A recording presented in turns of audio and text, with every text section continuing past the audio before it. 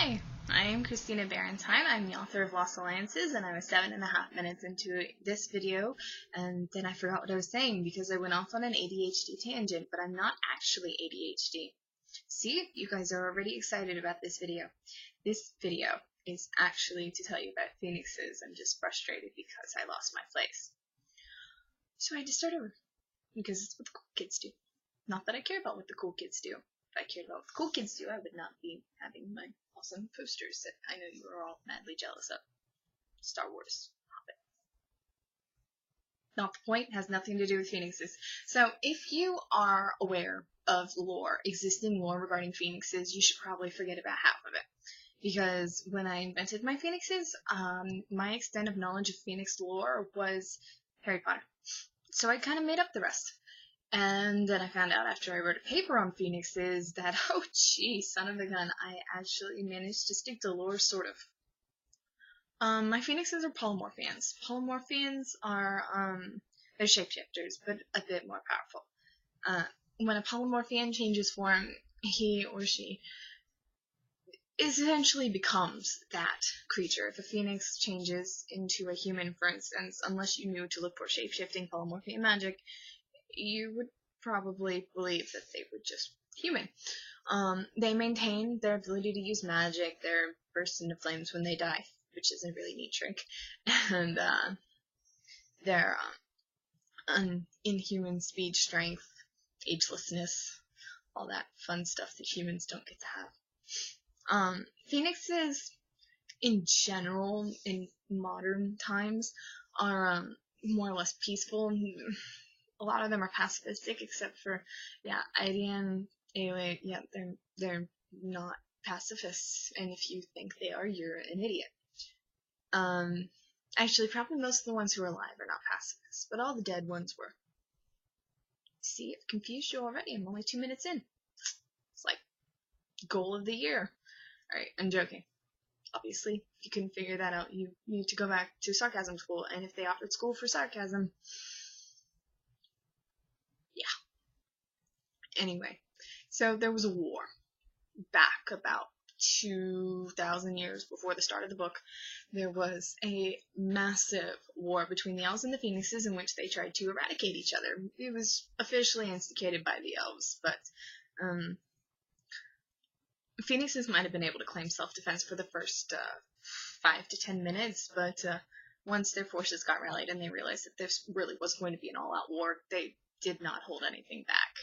And a lot of people died. Most of them were human, because that's for another video, but that's not the point. In the end, the elves won the war by destroying the phoenixes. They killed the king, the elves lost their queen, and everybody died, with some very limited exceptions.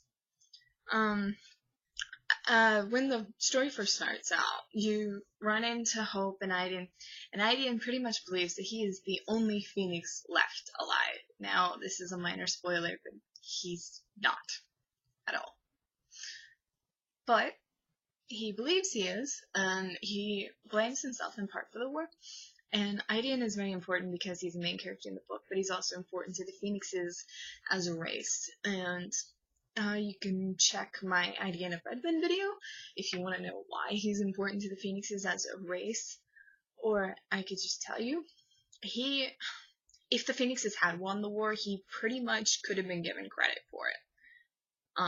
Not single-handedly, but if you were going to give credit to a single man, then yeah, he'd be it. He was the one who rallied their forces and got them to actually start fighting and stop being pacifistic little whiny babies.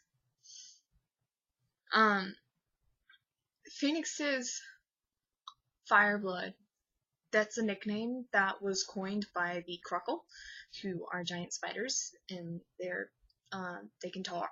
Not like Aragog and Harry Potter talk, with the big, deep, rumbling, scary voice. Cruckle are a little bit more mischievous and psychotic.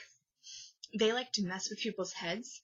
Their voices are really high-pitched, like hyperactive little children, and they like surrounding people and going, crackle, crackle, crackle, to, be crazy. And freak you out and make you want to laugh at the same time while you're crying. Bad stuff, man. Just stay away from them. They're really, really big, like Aragog from Harry Potter, but they have an odd way of speaking. They generally identify people by the scent of their blood, and in the cases of phoenixes, which is what this video is about, not Croggle, if you could take fire, put it into a liquid form, dye it red, and pump it through somebody's veins, then you might have phoenix blood, because that's essentially what their blood is, liquid fire that is pumped through their veins. It is very hard to get a phoenix drunk, for instance, and if you are a vampire or a Croggle and you're stupid enough to drink their blood, even though you can clearly smell that they are a phoenix, you will probably burst into flames, and no, you won't inherit any of the phoenix magic come back to life abilities. You will die painfully in fire, which honestly, I can applaud that because I don't particularly care for vampires or spiders.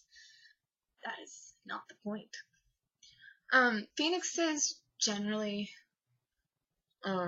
they're very closely tied to fire. I mean, in case the burst into flames thing wasn't exactly your first clue, fire is important to them. And generally, if they have elemental magic, it is fire, and it's powerful. Is there anything else you should know about phoenixes? The elves won the war. Nope, I think that covers it. If you've got any questions about phoenixes, if you think I was vague or left something out and I don't think it's a spoiler, you can stick it in the comments and I will happily address it, again, as long as it's not a spoiler. And if you'd like to know more about any particular character, again, post it in the comments and maybe I'll tell you. Maybe I won't. Who knows? Go watch The Hobbit in December, the new one. That hasn't come out yet. Go do it. It'll be awesome.